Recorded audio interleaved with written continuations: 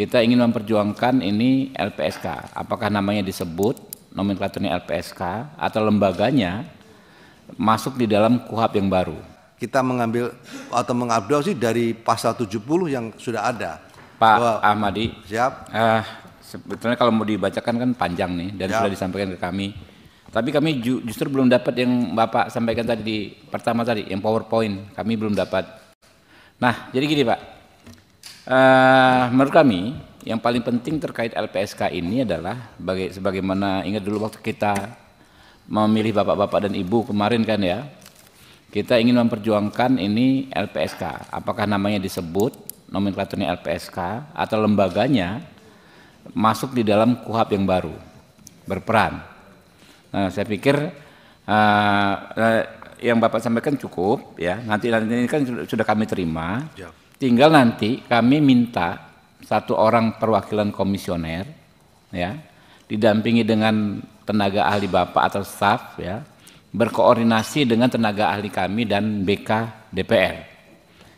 Saya pikir ya teman-teman ya, perlu merumuskan pasal yang konkret terkait eksistensi LPSK ini di dalam KUHP nantinya ya. Mungkin nanti bisa besok atau seterusnya nanti berkoordinasi dengan Kabakset kami. Nanti Bu Kabakset koordinasi dengan Pak Sensi dari Badan Keahlian DPR ya kan ya. Nanti menjelang pembahasan nanti kita bisa komunikasi lagi. Mungkin itu ya Pak ya, cukup dari LPSK ya. Nanti pendalaman nanti Bapak ada waktu menanggapi lagi. Siap. Mungkin kurang lebih gitu ya, Bapak Ibu LPSK siap bergabung dan norma yang Bapak sampaikan sangat perlu diatur di dalam. Oke, ya betul. Kita secara prinsip kayaknya kita sepakat ya Pak Adang, kan ini kita sebagian besar juga kan mengikuti waktu kemarin terakhir kita memilih bapak-bapak ibu ini kan sangat strategis kalau LPSK ini memang harus ada di KUHP. Apakah namanya LPSK, apakah disebut nomenklaturnya, apa memang lembaganya digambarkan dalam KUHP yang baru ini. Oke, begitu siap, Pak siap. Ahmadi rekan-rekan. Siap. Ya. Siap. Terima kasih. Segera bergabung, berikutnya Bapak. Ya Pradi kami persilakan 20 menit ya, lebih dikit nggak apa-apa. Tapi nanti gantian kalau ada yang mau ngomong boleh aja langsung di mix ya. Ya silakan Pak. Baik, selamat pagi. Assalamualaikum warahmatullahi wabarakatuh. Ketua Komisi, pimpinan, serta seluruh anggota komisi yang kami hormati, pertama kali kami mau ucapkan terima kasih Pak Ketua karena permohonan kami telah dikabulkan untuk dapat dengar pendapat dengan Komisi 3. Di waktu 20 menit saya mau juga sempatkan sedikit untuk menyampaikan teman-teman yang hadir di sini dan juga permohonan maaf dari Ketua Umum kami, Profesor Dr. Otto Hasibuan tidak bisa hadir karena sedang bertugas di luar kota.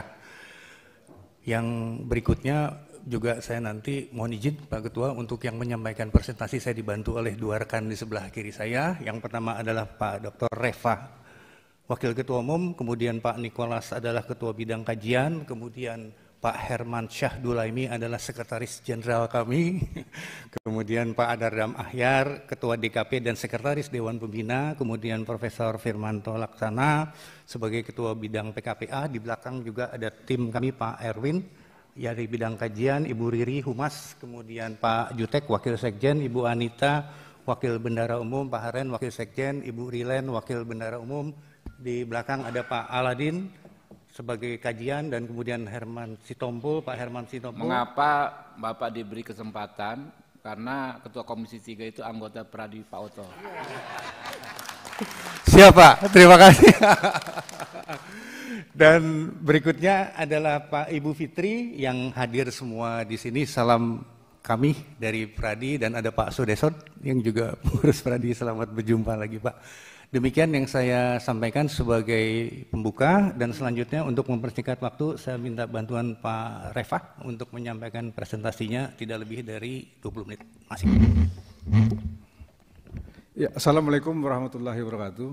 Selamat siang, salam sejahtera untuk kita semua. Saya langsung saja karena kita punya waktu terbatas 20 menit. Tapi sebelum saya menyampaikan paparan ini saya ingin sampaikan dulu kepada Bapak pimpinan Komisi 3 bahwa beberapa hari yang lalu kami sudah memasukkan secara tertulis masukan dari DPN Pradi sebanyak 195 masukan. Dan itu terdiri dari 169 halaman. Itu sudah diterima oleh DPR RI. Dan kami di dalam memberikan masukan ini, selain mempelajari juga KUHP yang masih berlaku, juga mempelajari masukan-masukan dari DPR RI sebagai inisiatif perubahan KUHP ini. Dan menurut pendapat kami, dari apa yang disampaikan oleh DPR RI, hampir mayoritas kami sepakat. Dan hanya ada beberapa penambahan dan pengurangan yang kami sesuaikan dengan kebutuhan praktek kami sebagai advokat berdasarkan KUHP. Nah, ini yang akan kami sampaikan pada siang hari ini, yang akan kami paparkan itu hanya sekitar 18 poin yang kami anggap penting dan menarik untuk kita bicarakan dalam rangka penyempurnaan rancangan KUHP yang saat ini sedang dibahas. Yang pertama,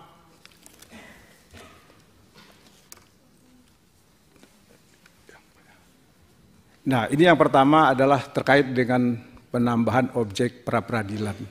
Kalau di dalam KUHP sekarang yang sedang berlaku, itu kewenangan dari pengadilan negeri dalam rangka memeriksa pra-peradilan itu hanya sebatas sah atau tidaknya penangkapan penahanan atau upaya paksa, kemudian penghentian penyidikan dan penghentian penuntutan.